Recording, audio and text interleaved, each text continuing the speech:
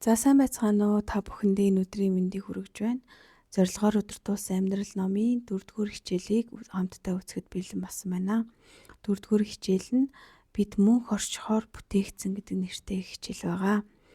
За Абрахам Линкольн Бурхан хүн гэдэг оршихуйг ахархан настай бүтээгээгүй. Яавч тэгэх учиргүй. Үрд оршихоор л бүтээсэн гэж бичсэн байдаг. Номлогч Юкс 3:11 дээр бүх юмыг тэр тухайн цагт нь сайн сайхнаар бүтээсэн бөгөөд хэдийгээр хүн Бурхны үйлдсэн ажлыг эхнээс нь эцсийг нь хүртэл ойлгохгүй ч гэсэн тэр тэдний зүрхэнд үрд мөнхийг байгуулсан билээ гэж бичсэн байдаг. Өнөөгийн амьдрал бол хүний бүх зүйл биш. Энэ дэлхийн амьдрал бол жинхэнэ догололтын өмнөх сүүлчийн бэлтгэл сургуультай яг адил зүйл юм. Бид одоо энэ дэлхийд өнгөрүүлж байгаа цаг хугацаанаас илүү урт хугацаа, өөрөөр хэлбэл энэ дэлхийг орхин явсны дараа мөнхийн амьдралаар амьдрах болно. Бидний энэ дэлхий дээрх амьдралыг мөнхийн амьдралын төлөө амьдарч буй завсрын газар бэлтгэх сургууль эсвэл уралдаан тэмцээнд орохын өмнөх дасгал сургуульд буюу биеэ халаалттай адил гэж хэлж болно. Бид энэ дэлхий дээрх энэ дэлхий дээр урт наслалаа гэхэд 100 орчим наслах боловч түүнээс хойш үрдийн цаг хугацаанд мөнхийн амьдралаар амьдрна. Ноён Томас Брауны хэлснээр энэ дэлхий дээрх бидний цаг хугацаа бол мөнхийн цаг хугацааны завсрын тун богинохон цаг хугацаа юм а гэж хэлсэн байдаг. Одоогийн амьдрал нь дараагийн амьдралд бэлтгэх үйл явц билээ. Бид мөнх оршихоор бүтээгдсэн. Библиэд ингэж хэлсэн байдаг.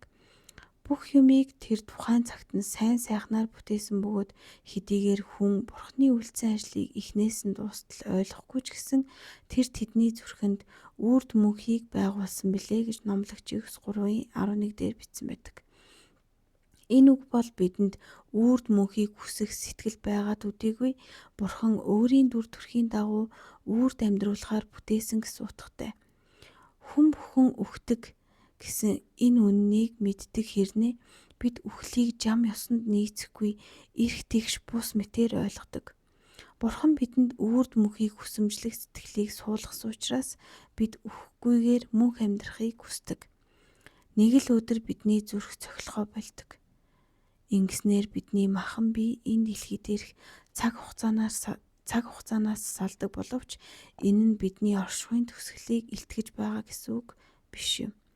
Библиэд хүний махан биеийг майхан гэж нэрлэдэгч ирээдүйн биеийг мань барилга гэж нэрлэдэг. Учир нь хэрэв бидний газар дах гэр болох майхан нур хаваас бидэнд гараар баригдаагүй тэнгэрт мөнх байх Бурхны барилга буйг бид мэддэг. 2-р Коринт 5:1. Энэ дэлхийн амьдралд олон тохиолдолд сонголт хийх хэрэгтэй болдог бол мөнхийн амьд хоёрхан төрлийн сонголт байдаг. Энэ нь тэнгэр ус буюу деважин эсвэл там юм. Бид энэ дэлхий дээр амьдрахдаа Бурхантай ямар харилцаатай байснаас шалтгаалan бидний мөнхийн амь хаана өнгөрөх нь шийдэгддэг. Хэрэв бид Бурхны хүү Есүс Христэд итгэж түүнд найдаж сурсан бол мөнхийн амиа түүнтэй хамт өнгөрүүлэх болно. Гэвч бид Есүсийн хайр, өршөөл, авралаас татгалзсан бол үрд Бурханаас салангад амьдрах болно. Хоёр янзын хүн байдаг. Бурхан тандан таны хүсэл биелэг гэж хэлдэг хүн бас та өөрийнхөө хүслээр хий гэж хэлдэг хүн байдаг гэж Луис хэлсэн байдаг. Харамсалтай нь маш олон хүн энэ дэлхий дээр бурхангүй амьдрах амьдралыг сонгодог учраас мөнхийн амьдаач бурхангүй амьдрах болдог. Бид одоо энэ газар амьдарч байгаа нь бидний оршихуйн төгсгөл биш бөгөөд түүний дараа мөнхийн амь байгаа бөгөөд одоогийн амьдрал маань мөнхийн амьд бэлтгэх үйл явц гэдгийг ухааруул бид одоогийнхоосоо арай өөрөөр амьдарч эхэлнэ. Үүнийг ойлгож ухаарах цагт бид мөнхийн гэрэл дотор амьдрах бөгөөд бидний оролцож байгаа бүх харилцаа холбоо бидэнд даатгагдсан ажил үүрэг мөн тулгарч байгаа бүх нөхцөл байдалд зөв сонголт хийх болно. Та жинхэнэ үннийг ойлгосон үед таны одоо хийж байгаа зүйлс мөн гайхамшигтай сайхан зорилт чухалд тооцогдож байсан асуудлууд чинь нэгэн агшинд ямар ч үн цэнгүй, утга учиргүй, аар саар зүйлд тооцогдох болно. Бид Бурханд ойртох тусам түүнээс бусад бүх зүйл үн цэнгүй санагдана. Мөнхийн гэрэл дотор амьдрал бидний үн цэн өөрчлөгддөг. Мөнгө болон цагийг илүү ухаалгаар ашиглаж нэр алдар, эд баялаг эсвэл ажлын амжилтаас илүү хүмүүстэй харилцах харилцаа зан чанартаа анхаарал хандуулах болно. Мөн элдвийн мод даган хүмүүст үнэлэгдэхийг хичээдэг байсан маань ямар ч утга учиргүй, шалахгүй зүйл байсныг ухаарах болно.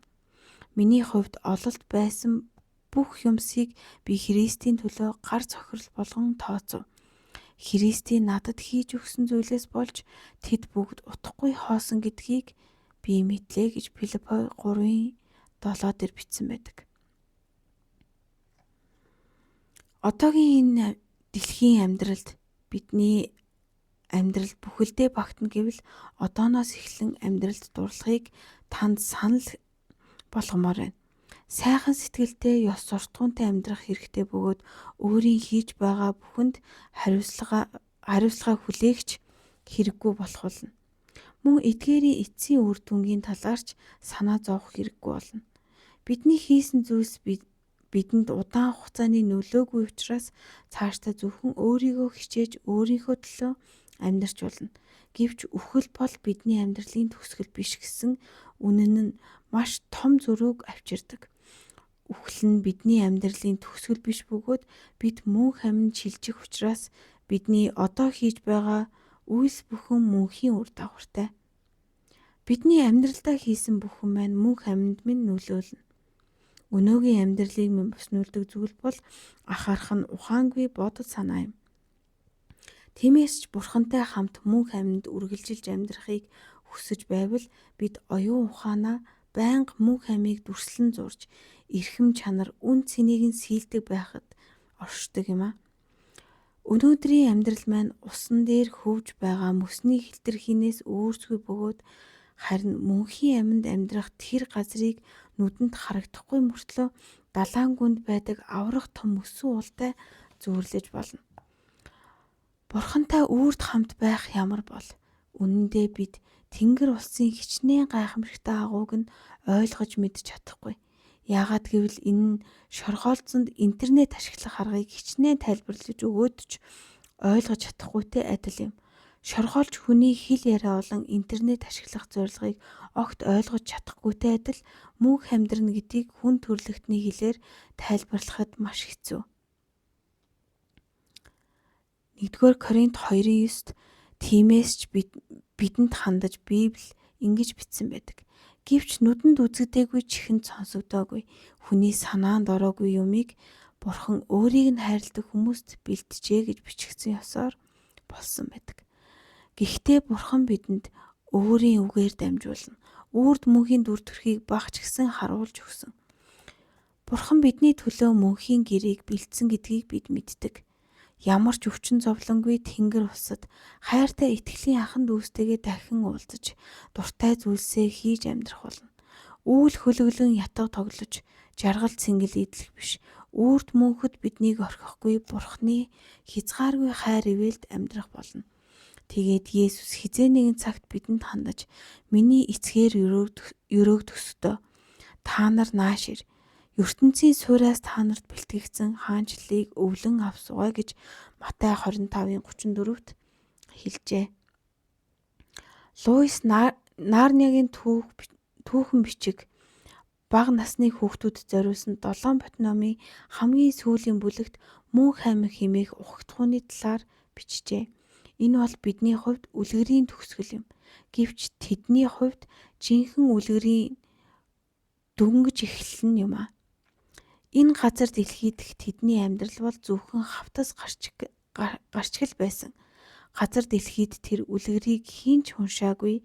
Энэ үлгэр байнга үргэлжлэх бөгөөд шинээр бичигдсэн бүлэг бүр нь эхнийхээсээ илүү гойд байх болно. Бурханд энэ газар дээрх бидний амьдралд хандсан зориг байгаа бөгөөд тэрхүү зориг нь зөвхөн энэ дэлхий дээр хэрэгжээ дуусахгүй.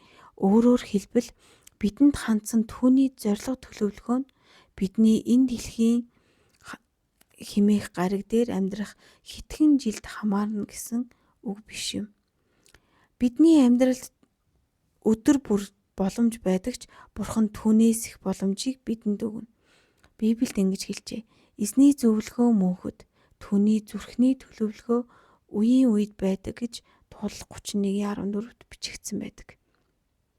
Хүмүүс ихэвчлэн оршуулгын ёслолын үед л амийн талаар боддог, ингэхдээ өнгөцгөн боддог. Гэвч үхлээс зүгтах юм уу, үхлийг үгүйсгэж чадахгүй гэдгийг зүрхэндээ санахгүй амьдрах нь эрүүл бус амьдралын дүр төрх юм. Учир нь хизээч юм надтай зайшгүй учрах үхлийн үннийг мэдсээр байж бэлтгэлгүй амьдрах нь хамгийн мунхаг хүний амьдрал юм. Тиймээс ч бид мөнх амийн талаар маш их хэрэгцүүлэн бодох хэрэгтэй. Эхийн хөвлөд өнгөрөөсөн 10 сар бидний хувьд төгсгөл биш, өөр амьдралын бэлтгэл байсан шиг одоогийн амьдрал маань ч дараагийн амьдралд бэлтгэх үйл явц юм. Хэрвээ бид Есүсээр дамжуулан Бурхантай харилцаж чаддаг болсон бол бид үхлээс айх шаардлагагүй. Яагаад гэвэл тэр бол мөнх амьд орох хаалга юм. Энэ газар дээр гიშгэх хамгийн эцсийн мөч ирсэн ч тэр нь бидний оршихуйн төгсгөл биш байх болно. Тэр өдөр бол бүх амьдралын минь төгсгөл биш, харин мөнхийн амьдралаа шинээр эхлэх өдөр байх юм аа.